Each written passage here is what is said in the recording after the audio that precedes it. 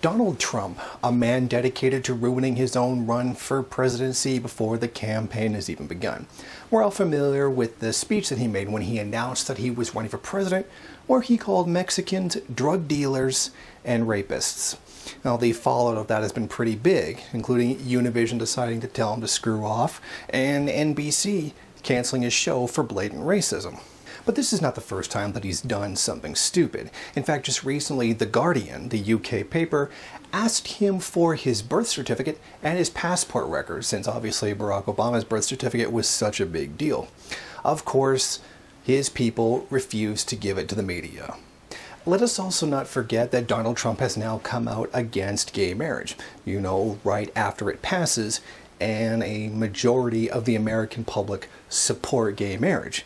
This is another maneuver to shoot yourself in the foot if you're running for president. And finally, I just want to make one correction to Donald Trump, who seems to feel that all Mexicans who come into the United States are rapists and drug dealers. I would like to remind you that the biggest drug dealers in the world is the US government. In fact, they traffic more illegal drugs than possibly anyone else in the world. I mean, this is not even just going back to the 1980s with cocaine and whatnot. And the US government has been caught dealing drugs frequently.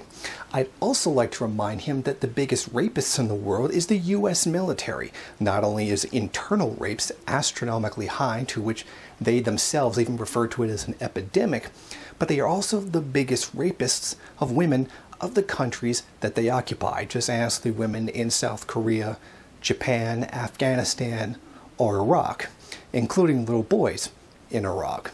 So this is just a quick reminder before you shoot your mouth off again, talking about other people being drug dealers and rapists, that you, American scum, are the biggest drug dealers and rapists in the world.